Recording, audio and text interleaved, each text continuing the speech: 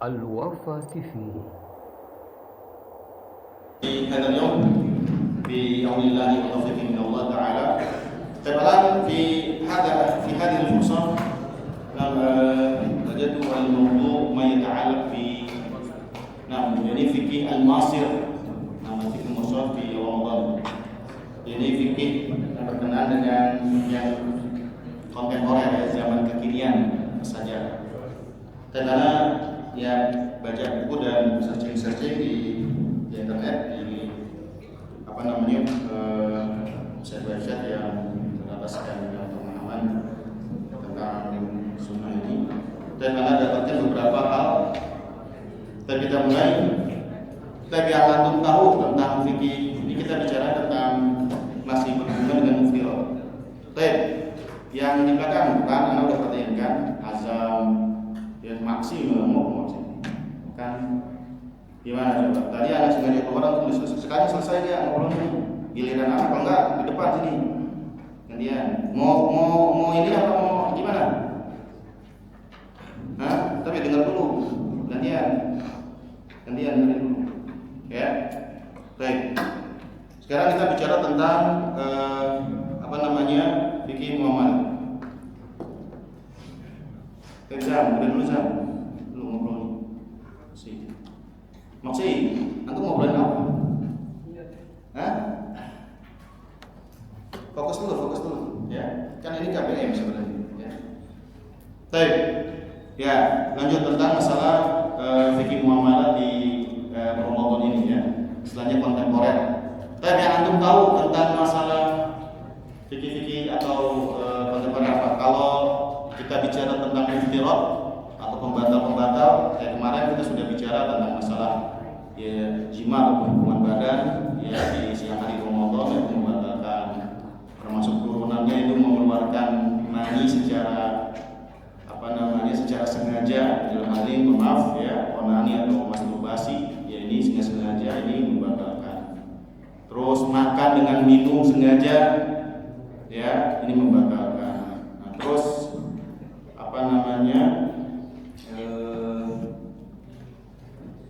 niat untuk berbuka puasa ya membatalkan. Terus ya kayak hijamah.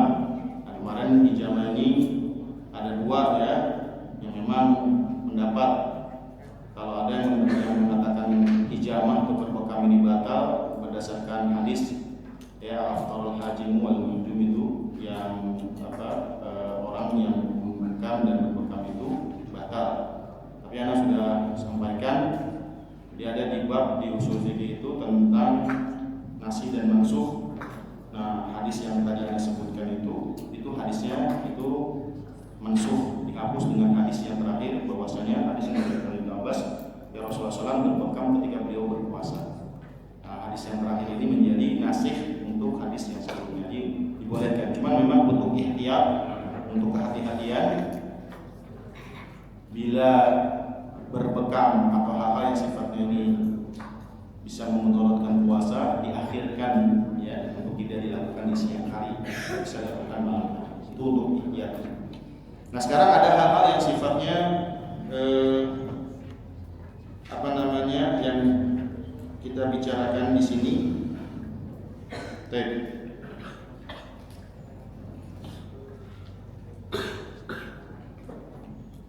Nah, ini ada beberapa hal yang Anda bacakan sebentar di sini.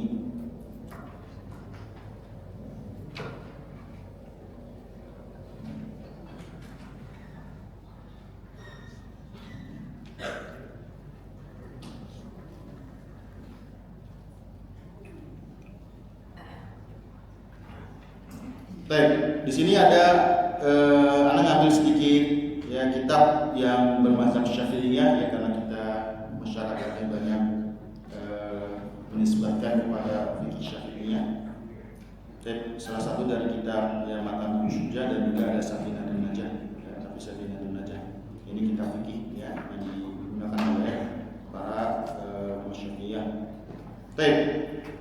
Ini ada disebutkan pembatal puasa diantaranya riddah, murtad. Ya, jadi kalau memang seseorang yang berpuasa, waliyahbillah nasallallahu alaihi wasallam dia muntah, maka puasanya batal, bahkan seluruh amal solehnya yang dikerjakan batal. Ya, makanya ini harus hati-hati ya, jangan sampai kita naudzubillah min zalik ya, riddah, murtad. Baik. Jadi keluar Islam karena tadi syarat sahnya puasa salah satunya Islam. Ya, ketika dia keluar ya otomatis maka batal. Ya, bukan puasanya saja, bahkan seluruh amal solehnya dia batal. Tapi untuk wanita khusus ya, ketika seorang wanita lagi berpuasa terus di siang hari haid, ya ini ilmu ini tujuannya juga untuk antum, bukan saya laki-laki ya, ini kan bisa bermanfaat buat ibu antum, buat adik perempuan, buat bibi ya. Dan nanti pun kalau seandainya antum sudah dewasa ya, ketika sudah berkeluarga ya, ini bermanfaat buat antum sebagai kepala rumah tangga, mendidik ya istri-istri antum dan putri-putri antum di atas pemahaman yang benar. Jadi kalau misalnya seorang wanita dia sedang berpuasa di siang hari haid, maka batal puasanya.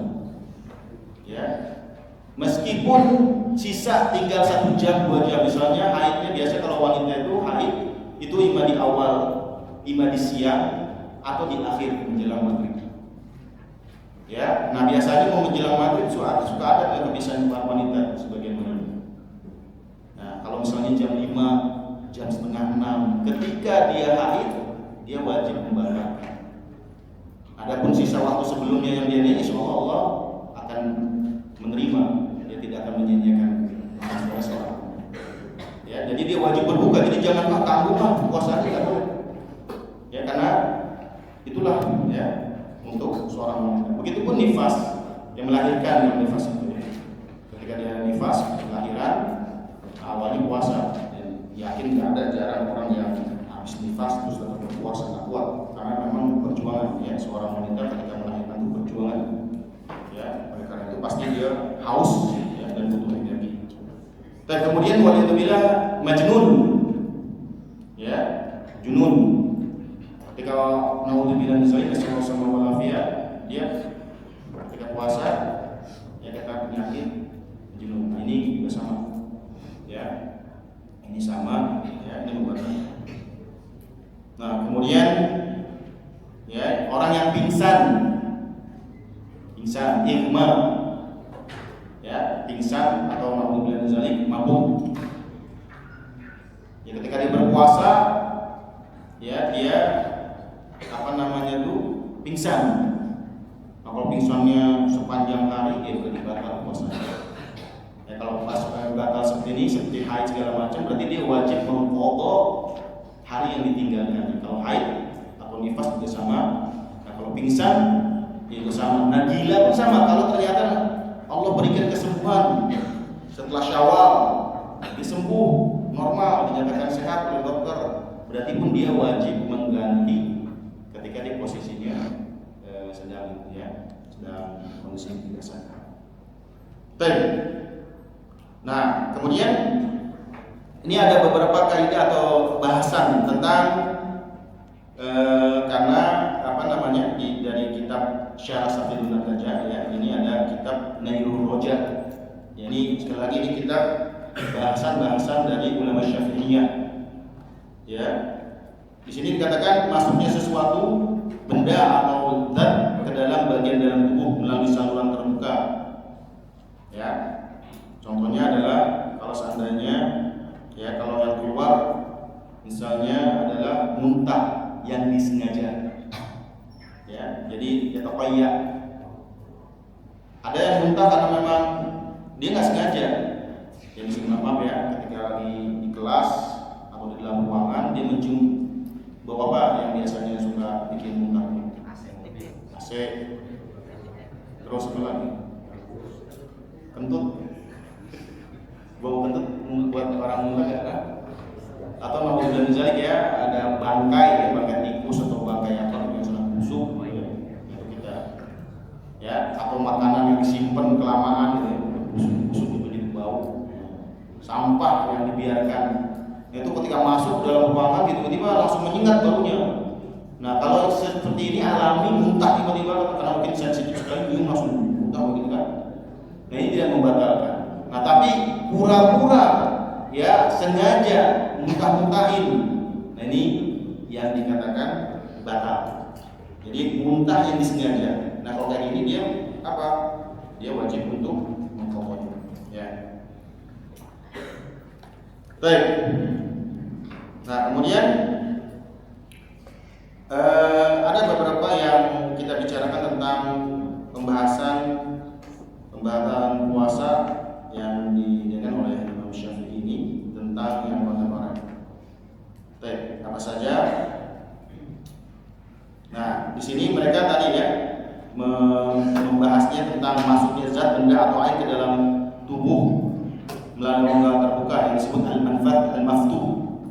Nah, mereka mengatakan termasuk pembatal puasa. Al-maftuh ini apa saja? Lubang terbuka, mulut, hidung, telinga, lubang dubur, farji. Ya. Nah, ini dikatakan adalah al-manfat al-maftuh. Nah, adapun mata tidak termasuk, ya, mata tidak termasuk. Jadi mulut, hidung, telinga, lubang dubur, ya, farji. Nah, kemudian dalilnya apa sih mereka? Dalilnya mengatakan bahwa yang manfaat al-maftuh ini. Nah, katanya di sini di antara dari menunjukkan prinsip kehati-hatian dalam perkara masuknya zat atau benda saluran dalam ketika puasa adalah sabda Nabi SAW, yaitu ketika barik fil istinsyaq illa an takuna sha'iman, bersungguh-sungguhlah dalam beristinsyak memasukkan air ke hidung ketika berwudu, ya, ketika wudu, kecuali jika engkau sedang berpuasa. Nah, ini dia berdalil, ya, ulama Syafi'i berdalil ketika berwudu jangan berlebihan ketika istinsyak karena nanti airnya akan melewati jauh dan akan masuk, dan ini akan menyebabkan batal. Jadi cukup kalau tidak berpuasa boleh kuat-kuat. Nah, otomatis akhirnya mengambil dalil ini segala sesuatu yang masuk ya di lubang-lubang terbuka dan ini masalah al-manfat al-maftuh, dan ini bisa membatalkan. Baik. Nah, sekarang kita bicarakan nih ya. Baik. Rokok memasukkan apa ini? Ya, makanya bahasa Arabnya syurbud dukhon. Ya, minum asam. Ya, batal gak? Hah? Batal ya? Ya, batal karena dia jauh dan masuk ke dalam rongga. Ya, kalau dia enggak, ya enggak batal. Tapi ini pasti masuk ke dalam pencernaan. Ya. Terus turunannya rokok apa? Nah sekarang, vape. Ya. Jadi jangan rokok. Nah, itu pun sepakat, ya, bukan cuma sekedar batal tapi haram. Nah, seorang muslim juga harus paham. Ini bukan bicara tentang masalah batal, tapi bicara haram. Kalau seandainya yang melakukan itu udah doa nih, ya, melakukan melanggar, ya, larangan, ya, dan melakukan apa istilahnya sebuah perbuatan haram dan ternyata membatalkan puasanya. Jadi seperti itu ya. Jadi masuknya ke tenggorokan dan saluran dalam secara sengaja. Terus kalau orang-orang yang mencium orang yang merokok di samping kanannya, ya, karena kita kan kadang-kadang ya maaf di rumah ya atau ya di sini gitu ya, kalau kita lagi beli sama tukang orang yang merokok, kita nyium bau rokok, batal nggak kita? Batal nggak? Hah? Kan nyium masuk. Enggak lah ya, enggak, karena itu pertama nggak sengaja, ya, dan juga tidak masuk. Kalau yang itu memang dia masuk dari mulut, sedot masuk. Kalau yang aktif, kalau yang pasif tidak, ya, yang tidak pasif tidak. Baik, kemudian ini kalau ada teman-teman yang pilek yang kemarin kan suka lihat ini, kalau lagi pas batuk pilek suka nyedotin apa?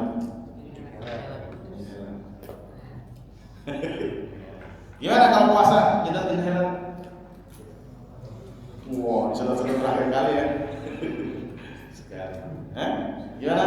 Maroikum? Ya juz. Baik.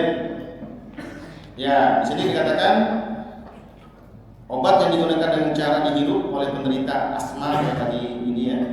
Ini ketika sedang kambuh, sebagian ulama Syafi'i mengatakan bahwa saat seorang menghirup ventolin inhaler, di sana ada uap cair yang masuk ke tenggorokan sehingga membatalkan puasa dari sisi ini.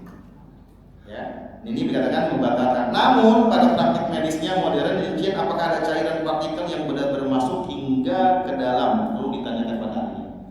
Nah, kalau yang Anda baca lagi lebih lanjut, rata-rata yang namanya itu hanya sebatas di trakea. Ya, trakea itu tenggorokan. Ya, jadi bedakan dengan kerongkongan. Kalau kerongkongan itu jalur makan, kalau tenggorokan itu jalur udara, jalur pernapasan. Makanya THT. Apa THT itu? Jadi tenggorokan, hidung, telinga.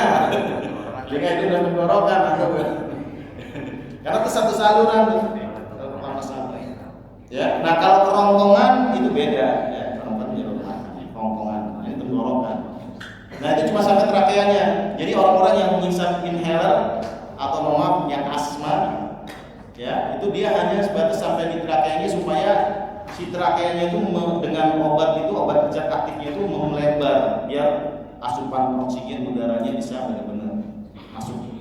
Karena ketika terjadi flu yang sangat berat atau asma itu terjadi penyempitan sehingga dia pasokan udaranya berkurang, bahkan kalau dibiarkan bisa menyebabkan kematian karena nanti akan kekurangan oksigen dan akan meninggal ya. Jadi secara prinsip memang ini itu tidak membatalkan. Cuma tadi kalau yang inhaler ya apa tuh ketika ini nyedotnya langsung gitu banget. Nah ini juga jangan sama ketika istinsat juga ya, jangan berlebihan kecuali dalam kondisi puasa ya. Ketika mungkin qadarullah misalnya flu berat ya, nah dia untuk meringankan gejala mampetnya dengan inhaler ya udah biasa saja, jangan sampai disedot sampai kepalanya ke atas kan, itu udah niat banget antumnya. Ini jadi jatuhnya mubalaghah berlebihan. Baik.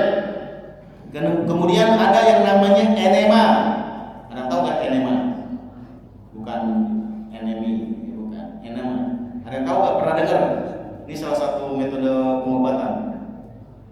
Qaiduna, tarif enema. Kata dia. Rashid. Siapa yang orang tuanya tahu tentang ya yang hubungannya dengan medis? Ada yang tahu? Ini istilah kedokteran. Enema.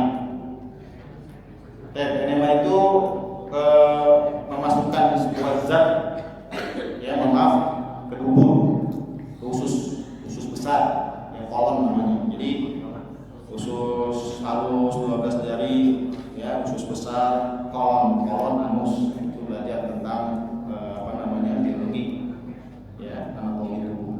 Nah, ini masukkan tujuannya untuk merangsang supaya pencernaannya lancar. Ini biasanya orang-orang yang terkena ya sembelit, susah BAB ya. Nah, ini ya untuk supaya melancarkan pembuluh darah itu ada yang namanya metode enema. Ini memasukkan cairan ke dalam kolon melalui anus dengan alat selang ya, istilahnya cuci usus ya, bukan pakai rinso cuci ususnya, bahaya ya, bersihin pakai rinso bahaya ya, pakai zat tertentu. Nah ini katanya sama ini ya, katanya ini termasuk obat terbuka, namun ada juga ulama kategori menganggapnya hanya sebagai obat saja dan tidak membatalkan puasa. Ada sebagian yang bilang batal, ada yang bilang tidak. Ya, karena memang secara definisi berkali-kali. Cuman kalau Anda melihat dari sekian yang Anda baca, prinsipnya jika sesuatu itu yang bersifat gizi, nutrisi yang memang itu digunakan masuk ke dalam tubuh ternyata itu mempengaruhi kekuatan secara ini, nah itu membatalkan. Tapi kalau yang jenisnya obat ya, yang memang tidak ada hubungannya dengan menguatkan secara fisik, dari situ ada nutrisi yang masuk melalui darah, itu tidak masuk gizi. Ini. Nah, maka di sini ada khilaf ya dari ulama Syafi'i juga. Ada yang mengatakan batal karena berdasarkan memasukkan zat ke dalam rongga-rongga terbuka salah satunya dulu. Ngerti gak? Ngerti gak tuh? Ya karena memang ini di buku-buku klasik gak ada dibahas. Ya ini yang kesini-sini karena ini teknologi terbaru. Nah cuman ada kaidah-kaidahnya. Ya, nantum biar dapat ilmunya juga. Baik, kemudian ada lagi namanya suppositoria. Suppositoria itu sejenis obat untuk mempres kalau misalnya biasanya kejadian sama anak-anak kecil. Tahu antum punya adik kecil kan? Misalnya dia kondisi panas tinggi, demam. Nah biasanya udah dikasih obat, dibalulin, dikompres, itu panasnya justru nggak tinggi, masih terus tinggi. Nah biasanya dokter memberikan salah satu namanya suppositoria ini obat ke dalam tubuh ini. Nah obat ini ya dia bisa mempres ya akhirnya suhunya bisa turun ya karena lebih cepat. Nah ini katanya di sini ya memasukkan zat dalam tubuh sehingga dipandang membatalkan puasa menurut pendekatan tersebut. Nah, pendekatan tadi tuh ya. Baik. Ya, tapi sekali lagi ini apakah ini termasuk apa namanya itu? Termasuk nutrisi? Ya tadi kalau secara nutrisi bukan nutrisi, ini obat. Ya, obat yang tidak ada hubungannya dengan secara nutrisi gizi yang masuk ke dalam tubuh. Ya, ini hanya obat. Kemudian kalau ada orang yang apa namanya mungkin ya qadarullah ya sekali lagi walhamdulillah ya ini pakai kateter urin yang mungkin di bypass ya kalau dia pipis dia udah nggak bisa melalui ininya ya apa salurannya. Nah akhirnya di kateter di bypass dibikin diatur singkat dengan selang ya jadi kencingnya melalui kateter bukan melalui apa namanya ini lagi ya saluran begini. Nah ini juga katanya kalau secara Syafi'iyah dihukumi membatalkan karena memasukkan sesuatu ke dalam rongga, ya itu seperti itu.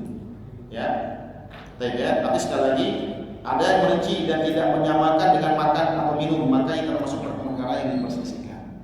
Ya, jadi ulama Syafi'iyah masih ada sedikit perselisihan. Ya. Jadi prinsipnya ya sesuatu yang dimasukkan ke dalam rongga-rongga terbuka tersebut, kalau memang dia sifatnya obat, ini sepakat banyak yang mengatakan ini tidak membatalkan. Tapi kalau sifatnya nutrisi, gizi yang dengan alat atau zat air tersebut, ya air atau zat tersebut dimasukkan ke dalam rongga tersebut, meningkatkan badan, ya fisiknya, ya sejenis nutrisi, maka ini dia membatalkan. Kemudian ada orang yang nggak tahu di antara antum ada yang pernah maaf ya, yang pernah dioperasi usus buntu kan? Ada Syam, ada lagi kalau Zidan, ya kelas atas ada yang pernah dioperasi usus buntu kan? Ada ya? Selalu pernah? Adil, enak Fadil. Kelas 9 ada? Azam pernah ya? Nah itu biasanya dokter sebelum yang ada dua dia pemeriksaannya ya, pemeriksaan usus buntu itu ada yang dengan dia menggunakan ronsen, USG gitu, ya USG. Ada yang dia menggunakan ini gastroskopi atau endoskopi, ya. Dimasukin sejenis selang sangat kecil, terus ada kameranya. Apalagi kalau penyakit yang sifatnya dimasukin ke dalam hidung, atau ditelusurin, ya. Di mana yang busuknya, ketahuan posisinya ini ditandain, dikasih warna, ya, ditandain. Nah setelah itu baru dilakukan operasi. Ya sekarang canggih sekarang ya, jadi robot bisa masuk, robot itu sebenarnya ke dalamnya, ya ke dalam sarafnya. Karena itu, kau Azam, Zidan atau digituin masuk apa cuma USG doang? USG aja. Azam ini berat, USG doang tuh. Antum pernah? Hah? Oh enggak pernah. Pesan USG ya. Biasanya memang USG, tapi ada penyakit-penyakit tertentu yang memang dia dimasukkan tuh selang yang dia di ujungnya ada kamera untuk melihat jeroan dalam tubuhnya apa aja gitu ya, yang sakit di mana. Ya itu sakit itu. Makanya ada yang dibius lokal, ada yang dibius full. Nah ini juga sama, ya. Kata ulama Syafi'iyah ini bukan nutrisi, ini cuma metode pengobatan saja, ya. Nah kalau dia berdasarkan yang tadi kaidahnya memasukkan segala sesuatu, secara ini batal. Tapi sekali lagi ulama mengatakan kalau ini bukan nutrisi, ya ini jenis pengobatan. Ini namanya gastroskopi atau endoskopi, ya. Jadi prosedur untuk memisahkan kondisi kerongkongan perut dan bagian awal usus 12 jari. Ya ulama Syafi'i lebih menguatkan sebagai pembatal puasa karena ada alat yang masuk ke saluran dalam mencapai bagian dalam. Namun masalah ini juga dapat perbedaan dari ulama kontemporer dengan alasan bahwanya hanya ini untuk memeriksa dan tidak bisa dipisahkan dengan makan dan minum. Makanya kalau ada secara pribadi ada lebih condong kepada pendapat ini tidak membatalkan karena ini bukan nutrisi, cuma alat saja. Ya, karena kalau mau toh segala sesuatu yang memasukkan air atau segala macam ke lubang ya tadi al-manfum maftuh tadi lubang-lubang terbuka itu batal. Tuh ya, makanya ini ya tadi ya khilafnya banyak dan Ana sendiri lebih condong pada pendapat ini tidak membatalkan karena ini masuknya adalah alat bukan nutrisi. Baik. Nah kalau misalnya sakit, maaf ya kayak maaf ya bure-bure. Pakai apa bure-bure biasanya obatnya? Hah? Salep ya, salep apa? Hah? Yang merah-merah itu? Hah? Sabimet ya? Ya. Skabimet. Gimana batal kan? Itu nyerap tuh. Kalau secara teori masuk ke rongga-rongga ini. Kalau secaranya kaidahnya Syafi'iyah. Nah sekali lagi ya, tadi membatalkan itu konsep kalau memang dia adalah apa? Bukan nutrisi. Kan ini bukan nutrisi obat, ya. Dan itu pun di bawah. Kalau kulit itu dia di bawah ini jaringan, nggak sampai masuk ke pembuluh darah, ya. Dia hanya terserap di pori-pori, ya. Jadi di bawah ini ya, bukan intravena, ya, bukan intravena. Baik.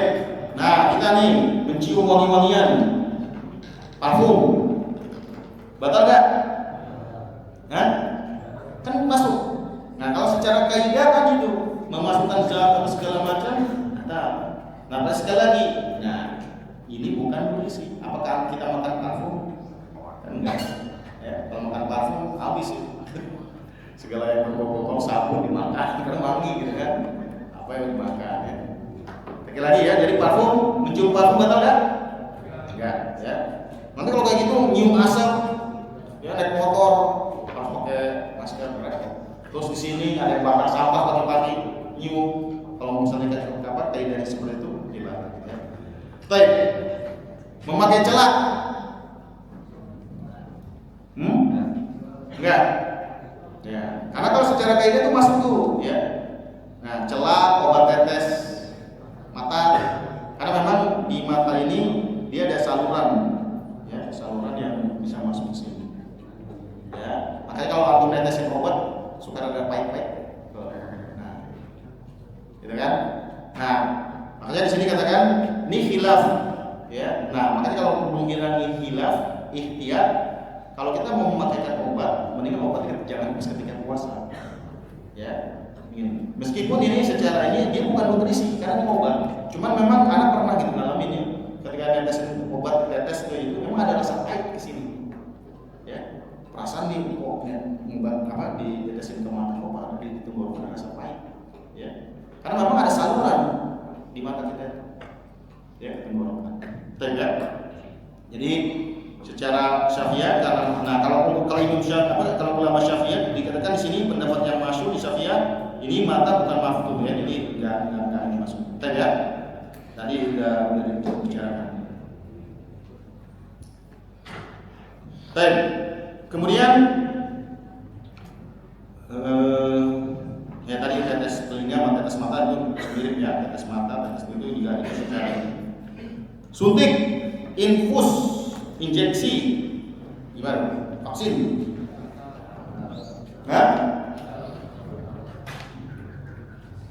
Coba, ada suntikan, ya, ada vaksin, ada injeksi, ada infus.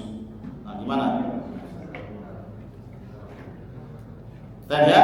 Nah, ini kita kan tidak membatalkan secara mutlak karena bukan saluran terbuka. Iya, suntikan, vaksin, injeksi, infus ini tidak dimasukkan dalam rongga terbuka karena dia memiliki intravena ya. Vena kita ditusuk, kalau ini di intramuskular, ya, kalau itu di bawah kulit disuntik itu tidak. Cuma sekali lagi, jika nah ya, kalau memang dia adalah nutrisi ya, kalau cuma obat murni di sini katanya ya, jika suntikan bersifat nutrisi pengganti makan dan minum misalnya infus nutrisi maka membatalkan pendapatnya Syafi'iyah. Ya kalau infus itu nutrisi itu. Ya kalau antum sakit, ya siapa yang pernah dirawat di rumah sakit sini? Pernah? Pernah diinfus? Pernah ya. Banyak yang pernah diinfus kayaknya anak awafa ya. Ya. Ada dia. Hah? Siapa lagi? Akan pernah diinfus kan? Hah?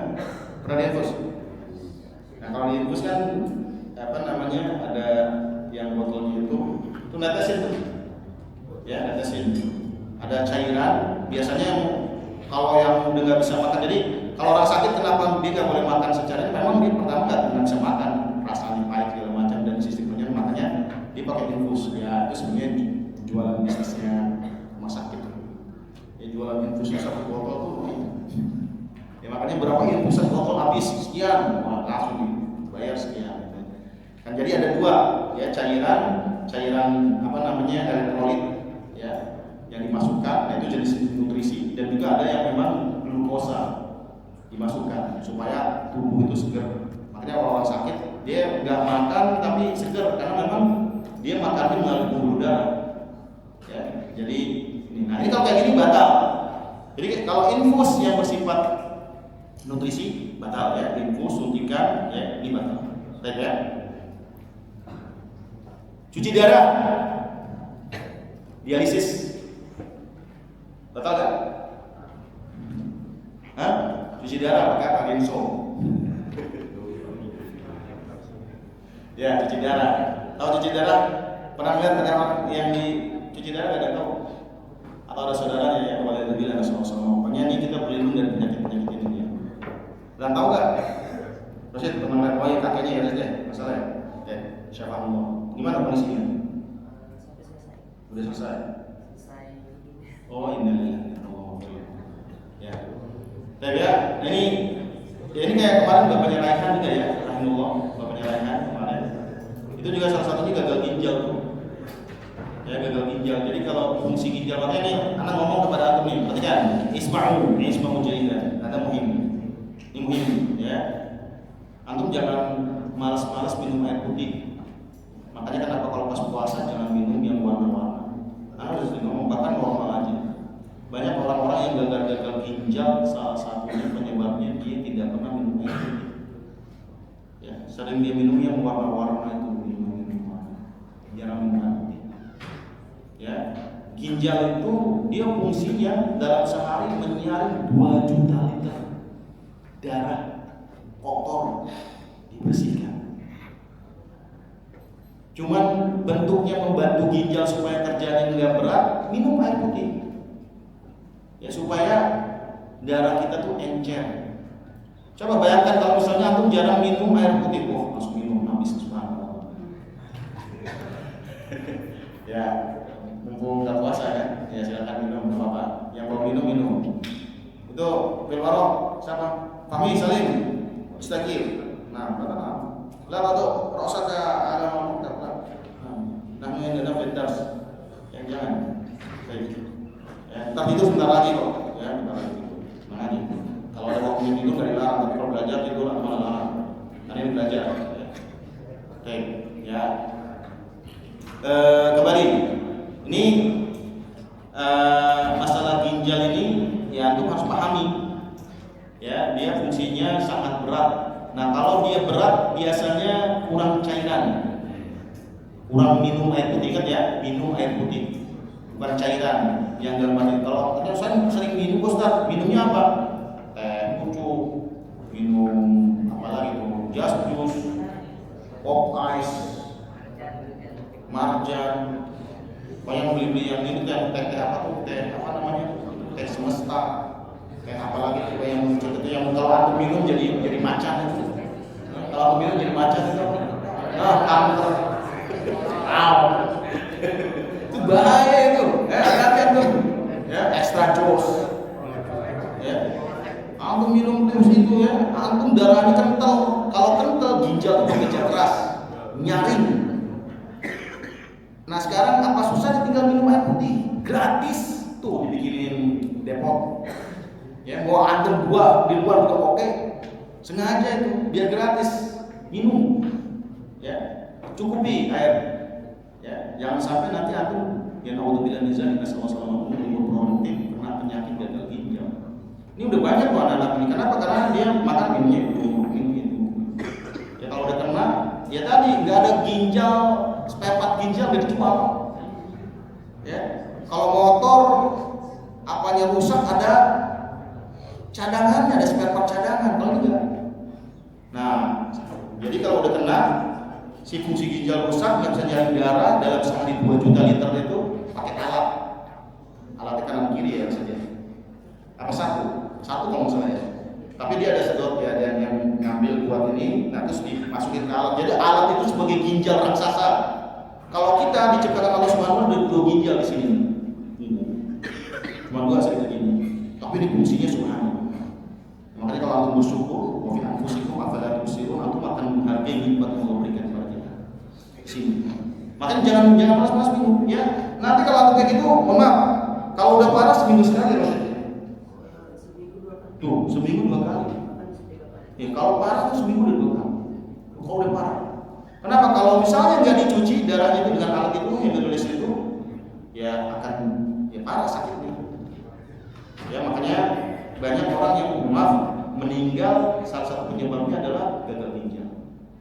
Nah, apakah dengan hemodialisis ini batal puasanya? Tadi kalau hanya sebatas cuman metode mencuci darah doang, dia nggak ada nutrisi yang masuk, insya Allah enggak. Ya, cuman alat dia menyaring itu tidak membatalkan. Tapi kalau misalnya di situ ternyata ditambahkan supaya nutrisinya apa semacam ini, nah ini baru. Ya, tapi kaidahnya gitu. Kalau ada memang sifatnya nutrisi yang dimasukkan ke dalam tubuh, batal. Tapi kalau misalnya enggak, ya itu hanya sebatas mekanisme obat saja. Ya. Baik. Bius. Di bius pernah ada operasi kan tadi itu? Ya, asam waktu di operasi khusus untuk bius total atau bius vokal. Setengah badan, berarti melihat ya, badannya lagi diapa-apain sama dokter melihat. Oh, gitu. Siapa tadi yang belakang? Zabzidan. Zabzidan. Oh, nggak ada yang pernah dioperasi. Hah? Oh, Faisal. Oh, soal Faisal itu pernah dioperasi. Apa yang dibuang Faisal dalam diri anda? Amandel. Masya Allah. Antum di bius lokal atau total? Oh, baik. Ya, kalau misalnya tadi biusan itu tadi, ya kalau lokal masih aktif dan tadi kan biusan ini bukan nutrisi, insya Allah tidak. Nah, tapi kalau bius total menyebabkan dia igma, pingsan, apalagi sepanjang dalam ini nah sebenarnya kalau ada saya lihat kayak masalah-masalah gini sederhana lagi. Kalau masukin kategorinya kalau kayak gini kan sakit, ya guys. Ya udah karena minggu malidon awal asari itu min ayyamin ukhra. Itu sederhana sebenarnya. Cuman kan ada pembiasaan, kadang-kadang ada yang memang sakit terus dia melakukan begini terus dia masih kuat, masih bisa puasa. Nah sekarang apakah saya batal puasanya? Ini yang jadi masalah al-muwassil dan wasilah, masalah-masalah kontemporer. Ya. Tapi kalau penyakit-penyakit yang menyebabkan ini biasanya banyak orang yang tidak kemudian ada lagi obat, sejenis obat namanya nitrogliserin. Obat penyakit jantung yang diletakkan di bawah lidah, ya. Jadi bawah lidah nih, sejenis obat di bawah supaya mensupres detak jantung. Ya kalau memang jantungnya bermasalah. Ya, di sini katanya obat ini larut dan masuk bersama air liur ke tenggorokan. Ya, maka menurut banyak ulama bisa membatalkan bila hanya terserap di bawah lidah tanpa masuk ke tenggorokan secara berarti. Maka tidak membatalkan praktisnya ini adalah kondisi darurat medis, keselamatan harus didahulukan, lalu kodok bila dipandang batal oleh pendapat yang diikuti. Nah itu dia. Jadi memang kita diberikan pilihan apakah ini termasuk nutrisi obat ini sehingga masuk ke dalam saluran pencernaan kita. Nah kalau memang batal dan darurat ya tadi sakit dia membatalkan ya udah. Berarti dia pokok di hari yang lain ya. Allah ta'ala. Terus sikat gigi. Ya kalau siwak itu sudah di mustahab, sunah orang yang berpuasa untuk siwak. Jadi bersiwak batal enggak?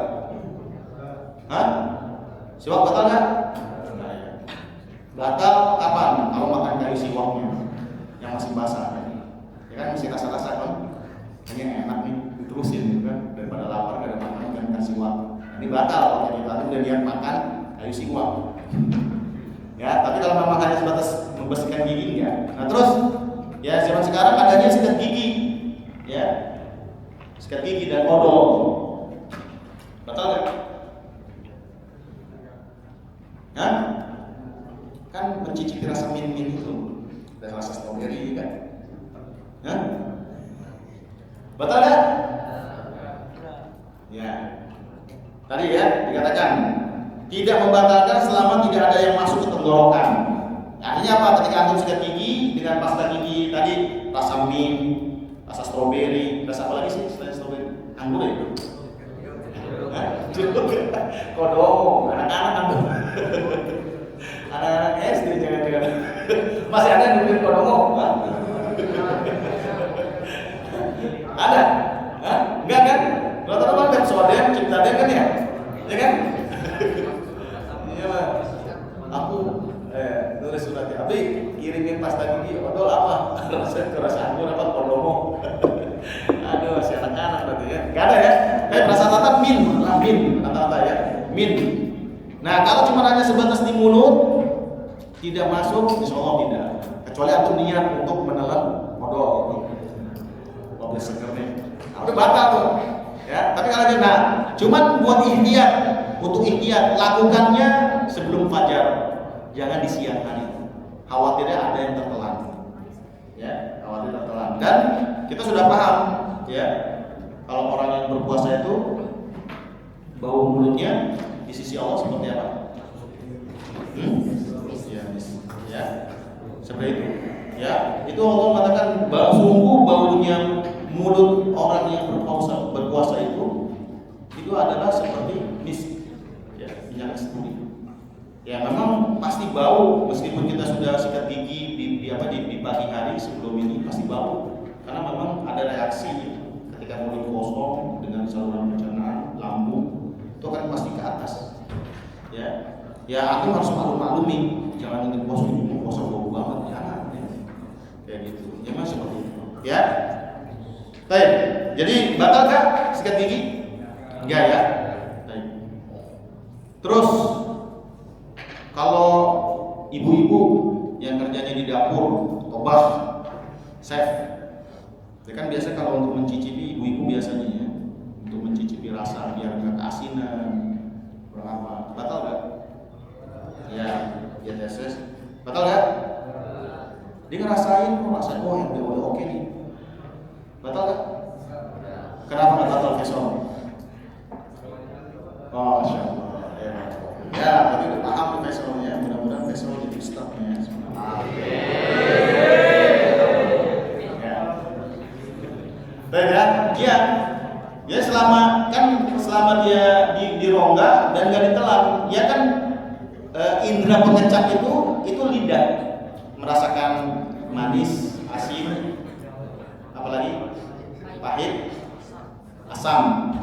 Nah itu lidah. Ketika udah rasanya udah cukup, kan dia nggak mungkin kalau udah gitu dia membatalkan dirinya. Ini cuma hanya merasakan.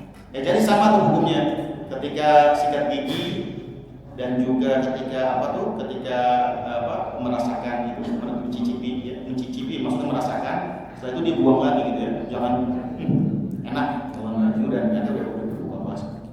Kenapa? Karena dia dikiaskan dengan orang yang berwudu. Berwudu kita kumur-kumur kan? Masuk ke air ke dalam mulut kita. Apakah 100% air itu keluar kita? 100% keluar? Apa ada yang sisa-sisa sedikit yang masuk ke dalam mulut kita? Bahkan ada yang ketelan, ya kan? Nah itu diinginkan. Kalau misalnya batal, berarti wudu kita batal. Ya makanya benar-benar ya jangan sampai masuk ya ke dalam lubang mulut. Ya, adapun yang sedikit itu maafun ya dimaafkan. Baik, itu beberapa hal yang kontemporer. Nah terus ini kita bicara tentang sekarang, bentar ya, cek dulu sampai 11. Nah sekarang bagaimana kalau seandainya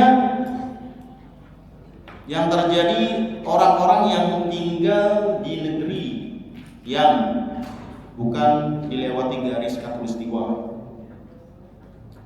Nah, kita ini dilewati garis khatulistiwa. Berapa lintang utara, lintang selatan Indonesia? Ada yang tahu nggak? Masih? Kok ibu nah?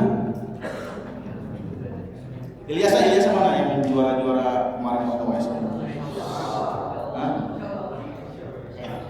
Berapa lintang utara, lintang selatan kita? Negara Indonesia? Lupa. Negara tropis itu yang dilewati garis khatulistiwa itu 23,5 lintang utara dan 23,5 lintang selatan. Ya, di atas itu dia memiliki 4 musim. Ya, subtropis atau negeri-negeri yang memiliki 4 musim. Ya, kalau yang dilewati garis khatulistiwa itu cuma 2 musim. Musim apa? Musim panas dan musim hujan. Ya, seperti di Indonesia. Jadi khot al-istiwa. Ya, garis al-istiwa yang melintang. Jadi khatulistiwa itu bahasa Arab. Ya, khatulistiwa. Nah, negara-negara yang dia kayak seperti ini dia perbedaan malam dan siangnya tidak seimbang. Kalau di Indonesia dia seimbang. Ya, mu'tadil.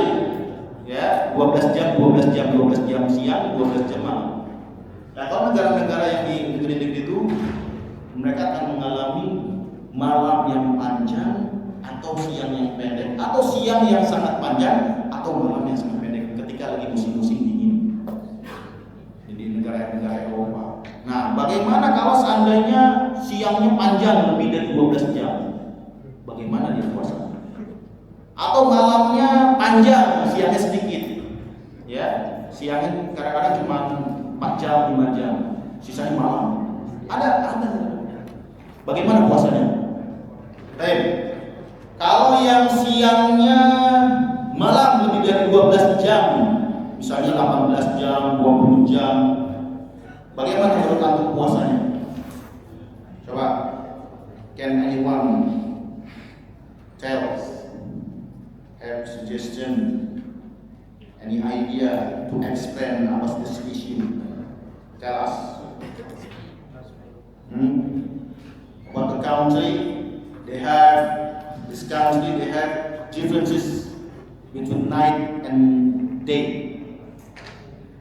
The day is too long. It's between 20 hours, and the night it's only 4 hours. How about them? With the hour fast, can tell you? Can anyone tell me?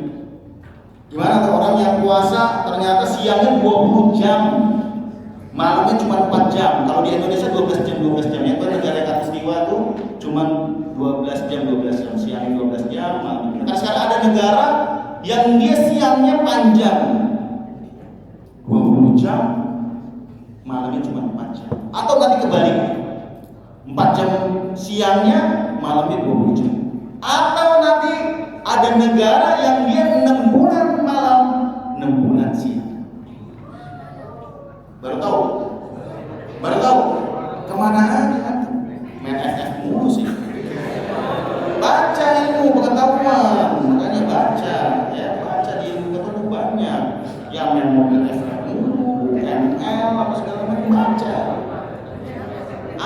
negara-negara ini. Nah, coba sekarang pertanyaannya, yang 20 jam harinya, gimana tuh puasanya? Kita yang 12 jam aja kapan buka, gitu ya? Iya nggak? Kapan buka? Ini kan 20 jam siangnya. Coba, gimana? Ada pemikiran? Silakan kita terbuka. Ya belajar. Kita nggak ada. Baik, di belakang ada yang mungkin disuruh mendekat jam. Eka, Rafa, Levi, silakan. Bagaimana menurut antum? Kalau puasa 20 jam siang, malamnya cuma 4 jam, gimana puasanya? Belum ngalamin Ustaz. Sama ada yang belum ngalamin. Ya kali aja nanti antum dikirim gitu kan dakwah di sana itu kan kita nggak tahu ya, gimana. Yang minimal antum udah punya ilmu. Hah? Dan silakan, Amar. Hah? Gimana? Sabar aja tuh. Oh sabar, masya Allah. Ternyata beliau subhanallah ya. Alhamdulillah. Ya, baik. Yang berdekatan dengan ini terbitnya. Baik. Kalau misalkan di negara-negara yang begini 6 bulan itu kan sampai siangnya atau semalam harinya ikuti Mekah atau bahkan Turki di negara-negara yang kayak Indonesia. Baik, asal. Baik, ya. Baik, korek ya. Nah, negara-negara yang tadi nggak seimbang, ya, yang masih siangnya terlalu lama, nah dia bersabar. Cuma diberikan pilihan. Kalau ternyata ketika dia puasa 20 jam ternyata mudorot yang sangat besar, dia nggak sanggup, ya, bisa memudorotkan dirinya, dia harus berbuka. Karena itu udah bicara mudorot dan dia kodok di waktu yang lain ketika kondisinya tidak seperti itu. Itu kasus kalau siangnya kepanjangan. Nah, kalau ternyata ada negara yang kalau malamnya yang panjang, siangnya sedikit, aman ya, aman, enak, sesuai dengan waktunya mah 8 jam udah buka, kan? Enak itu malamnya panjang, malamnya 20 jam, siangnya cuma 4 jam, itu bahagia sekali itu. Puasa cuma 4 jam, itu buka, ya malamnya. Nah ini yang bermasalah tadi, siangnya 20 jam, malamnya cuma 4 jam. Nah sekarang bagaimana negara yang dia 6 bulan siang dulu nggak ada malamnya tadi ya, Hasan Barokallahu. Jadi kita mengambil waktu yang terdekat dengan negeri tersebut, ya, yang normalnya, yang dia memiliki kenormalan, dan dicari kapan matahari terbitnya dan matahari terbenam. Kita lihat saja. Oh ternyata di negara terdekatnya terbit terbit mataharinya, dia untuk mempersiapkan puasanya misalnya jam 7 atau jam 8 pagi. Ya udah deh, ketika jam 8 pagi di negara yang siang tersebut, dia udah mulai berpuasa, mulai imsak. Nah setelah itu ternyata guru syamsnya terbenamnya misalnya jam berapa yang disebutkan misalnya, ya. Nah udah diikutin aja di negara yang terdekat yang memang memiliki waktu yang ada siang dan malam. Gampang kan? Nah itu Islam ya. Masyakoh tajibul taysir. Ya, kesulitan itu pasti menghasilkan kemudahan. Ya, itulah Islam. Nggak susah-susah ya. Jadi di mana aja Islam itu gampang. Ya, baik, ya sama. Dan sekarang misalnya naik pesawat terbang, ya, naik pesawat terbang, ya, naik pesawat terbang, puasa. Bagaimana ketika puasa berbuka di pesawat terbang? Apakah kita ngikutin waktu di negara pas berangkatnya di Indonesia misalnya? Kita berangkat pagi jam 7, kita udah puasa. Apa pesawat terbangnya mungkin 12 jam terbang pesawat di atas. Ya. Nah, kalau di Indonesia harusnya 12 jam sudah buka puasa. Apakah kita berbukanya ngikutin negara asal atau bagaimana? Ini juga. Ada ide? Bagaimana menjawab? Tadi Rosyid udah kelas 9. Kelas 8 ada kelas 7. Bisa memberikan ini, silakan. Ya. Bagaimana kalau misalnya kita naik pesawat, ya kita sedang puasa, terus apakah kita berbukanya mengikuti waktu dari negara kita asal atau kita mengikuti bagaimana? Dan Faiz, ada ide Faiz? Kayaknya Faiz tadi lagi pikirkan secara logika Faiz. Gimana Faiz? Ada ide nggak?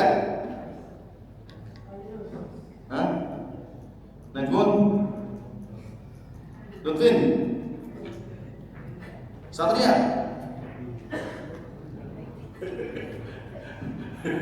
Ya kanan. Jawab begini. WRT. Nah, Lukman. Novel. Zam. Doris. Faruk. Enji Jiro, Billy. Adli. Pep. Nggak tahu. Mau tahu? Baik. Kalau misalnya kita puasa, nah ini dibacakan ya. Kalau misalnya ini kita tetap ketika posisi di atas itu matahari terlihat, ya matahari terlihat. Nah kita suruh berbuka sampai tahqiq matahari itu terlihat. Jangan ikutin waktu. Ya, jadi kalau misalnya di pesawat, karena di atas itu matahari masih terlihat. Nah bagaimana berbukanya ketika matahari tenggelam? Karena kita masih lihat matahari. Gitu. Jadi jangan ikutin waktu di mana? Di negara asal, ya. Jadi kita berbukanya, kita harus mentahqiq atau memastikan kalau matahari itu sudah tenggelam, ya. Karena di atas itu matahari sangat jelas. Ada yang pernah naik pesawat di sini kan? Iya. Ya kalau di atas itu kan matahari terang kan, terang banget. Nah kelihatan banget kalau malam itu gelap, benar. Mereka kalau lewat laut, ya, benar-benar gelap, gitu, ya. Dan kelihatan sekali matahari. Itu jadi sebenarnya. Baik. Ya, itu beberapa istilah-istilah yang mungkin bisa memberikan faedah buat kita semua. Oke, Anda masih ada waktu? Apa ada yang ingin disampaikan? Ditanyakan? Pokoknya. Silakan. Ada? Tadi? Tambah sama wajibnya saudara. Hah? Ada yang tanyakan? Besok? Jelas nggak yang disampaikan? Ini masalah-masalah. Oh, Lutfin, foto Lutfin. Oh, baik. Rosid, bisa dibantu? Kayaknya belum mendengar dia. Tadi negara yang 6 bulan siang, 6 bulan malam itu bagaimana? Tadi kan Anda udah jawab kan ya? Benar kan? Okay. Please expand one time, once more to your friend. He doesn't listen to your explanation.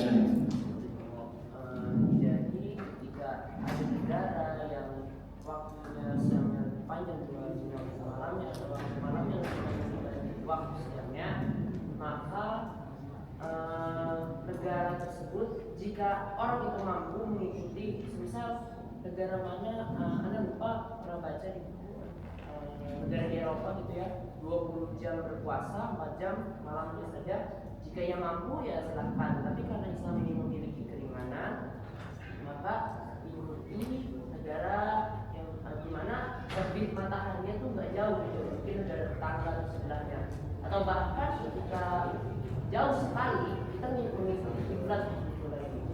Mana baca itu seperti itu, mengikuti Ka'bah gitu. Di Arab Saudi itu berapa jam ya Ustaz kalau boleh tahu? Di Arab Saudi berapa jam? Arab Saudi ya lebih biasanya ada ide ada Indonesia kan ya? Lebih dari Indonesia. 12 jam mungkin di negara lain ada 14 jam, 15 jam. Maka ikuti itu. Tergantung musim sih memang. Biasanya kalau musim dingin gitu biasanya. Iya. Baik. Do you understand what Rasul explained to you? Alhamdulillah. Baik, soal akhir. Alhamdulillah ada soal akhir. Ekal, boleh tembus kelas A? Balas. Fadli. Apanya? Mafin. Yazid. Hah? Mahir. Baik. Ya kalau nggak ada kita cukupkan. Baik ya. Katahi bihadal qadar. Ya kita cukupkan dan insyaallah sekali lagi kita berdoa kepada Allah Subhanahu wa taala. Ya nanti malam kita sudah masuk sore hari nanti sudah masuk musim Ramadan. Dan sudah mulai tarawih. Ya teman-teman yang mendapatkan jadwal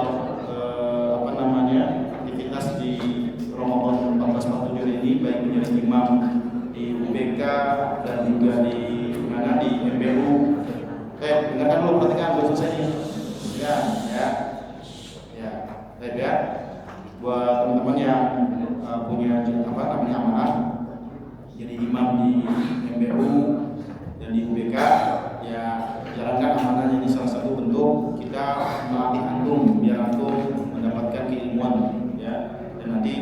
juga nanti antum praktekkan ketika kembali ke rumah ya. Mudah-mudahan antum ada aman. Baik, praktekkan lagi. Anda belum selesai dong. Ya. Praktekkan dulu. Ya. Terus di kesempatan ini ya kita masuk di 1 Ramadan, senantiasa ya dengan ilmu yang sudah kita pelajari, mudah-mudahan ini menjadi bekal ya, menjadi sebuah ilmu yang bermanfaat. Dan ilmu bermanfaat itu kan diamalkan dan juga dijauhi dari ilmu yang tidak bermanfaat. Ya, ilmu ini benar-benar digunakan, tidak sia-siakan begitu saja. Kemudian sekali lagi banyak beristighfar kepada Allah Subhanahu wa taala. Ya, dengan istighfar mudah-mudahan Allah ampuni dosa-dosa kita, dihapus dosa-dosa kita sehingga hati kita dikembalikan bersih, bisa menerima ilmu dan bisa melaksanakannya dan dientengkan, diringankan untuk bisa melaksanakan segala ketaatan dan perbuatan. Ya. Dan terus senantiasa berdoa kepada Allah Subhanahu wa taala untuk dimudahkan. Ya, ingat bukan karena kita sudah pintar menghafal Qur'annya, bukan karena kita sudah hafal hadisnya, sudah tahu ilmunya, bukan. Sekali lagi karena pertolongan Allah Subhanahu wa taala kita dimudahkan bisa melaksanakan ketaatan dan kita berdoa di bulan Ramadan tahun ini Allah karuniakan kita kesehatan. Ya, Allah berikan kita rezeki karunia itu masuk di malam Lailatul Qadar. Dan kita diberikan ya kesabaran dalam melaksanakan ketaatan segala ya. Allah menyusul nabi wa rasulun thayyibah wa manfa'ana bima 'allamtana wa 'allimna ma yanfa'una wa zidna